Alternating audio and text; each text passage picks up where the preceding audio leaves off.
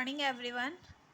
Chapter 2 read कर रहे थे हम भाषा और लिपि के बारे में। तो भाषा के बारे में हमने पढ़ा कि जो ध्वनियाँ हमारे मुख से निकलती है वही हमारी भाषा कहलाती है। तो जिस माध्यम के द्वारा हम एक दूसरे से बात करते हैं वह माध्यम हमारे पास भाषा के रूप में उपलब्ध है। तो जिस तरह से हम बोलते हैं, एक दूसरे से अपने मन की बात कहते हैं, उस साधन को हम भाषा कहते हैं। भाषा के दो रूप होते हैं, एक होता है मौखिक रूप और दूसरा होता है लिखित रूप। मौखिक रूप में हम अपनी बात बोलकर समझाते हैं और सामने वाला उसे सुनकर समझता है, और लिखित रूप में हम अपनी बात को लिखकर समझाते हैं और सामने वाला उसे सुनकर समझता है।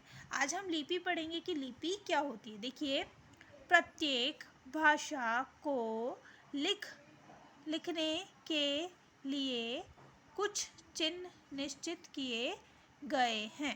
प्रत्येक भाषा को लिखने के लिए कुछ चिन्ह निश्चित किए गए। जैसे हिंदी भाषा को लिखने के लिए ए, आ, ई, क, ख, ग, ख, ग, ये सभी चिन्ह बनाए गए। इन सभी चिन्हों के माध्यम से ही हम हमारी हिंदी भाषा को लिखते हैं। तो इन चिन्हों को ही लिपि कहते हैं। ये जो चिन्ह हमने बनाए हैं, जो ऐसे लेकर के ग तक के श तक के जो वर्ण हैं, इन वर्णों को चिन्ह कहा जाता है। इन चिन्हों के माध्यम से ही हम अपनी बात को लिखते हैं। ठीक है, अपनी भाषा को हम लिखते हैं, तो इन्हीं चिन्हों को हम लिपि कहते हैं। जैसे हिंदी को देवनागरी लिपि में लिखा जाता है।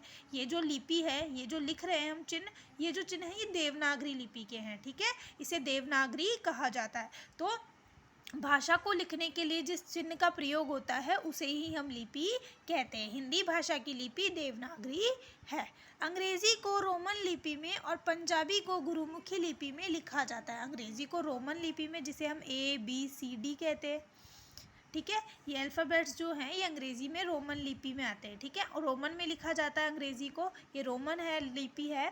और पंजाबी को गुरुमुखी में लिखा जाता है। ठीक है, पंजाबी भाषा को गुरुमुखी लिपि में लिखा जाता है। इसी प्रकार उर्दू को फ़ारसी लिपि में लिखा जाता है। जो उर्दू में लिखा जाता है वो शायद हमें समझ में नहीं आता। पंजाबी में जो गुरुमुखी लिपि में लिखा जाता है वो भी हमें समझ में नहीं आता। ठीक है, तो वो जो है अपने अपने चिन्ह हैं सभी भाषाओं के, अपने अपने लिपि है, अपने अपने चिन्हों के माध्यम से प्रत्येक भाषा लिखी जाती है। तो पंजाबी भाषा को गुरुमुखी लिपि में लिखा जाता है। इसी प्रकार उर्दू को फ़ारसी लिपि में लिखते हैं। ठीक है, जैसे देखिए ये एक 10 रुपये का नोट है। अगर आप देखेंगे तो इस जगह पर जो है, यहाँ जो है, इसके यहाँ पर जो है सभी चीज़ें बताई गई है। यहाँ पे 2 भाषाएं लिखी है।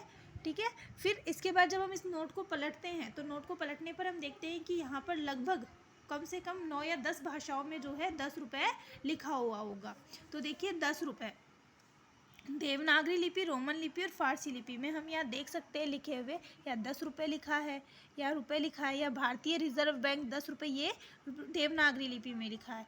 ठीक है, यहाँ कहीं ना कहीं रिजर्व बैंक ऑफ इंडिया लिखा है, ये रोमन लिपि में लिखा है। और फ़ारसी में भी है, इस पर लिखा हुआ हमें मिलता है, मतलब उर्दू में भी हमें इसमें लिखा हुआ मिल जाएगा। ठीक है, आगे देखिए, विशेष में जो व्यक्ति न तो बोल सकते हैं और न ही सुन सकते हैं, उनकी भाषा का रूप सांकेतिक होता है। जो व्यक्ति बोल नहीं सकते, सुन नहीं सकते, वो संकेतों के माध्यम से बातचीत करते हैं और उनकी भाषा को जो है सांकेतिक भाषा कहा जाता है। मूक बधिर व्यक्ति अपने हाथों की उंगलियों व अंगूठे आदि के संकेतों द्वारा अपनी बात कहते हैं। अपनी उंगलियों के माध्यम से और अपने अंगूठे के माध्यम से जो है वो अपनी बात को समझाता है।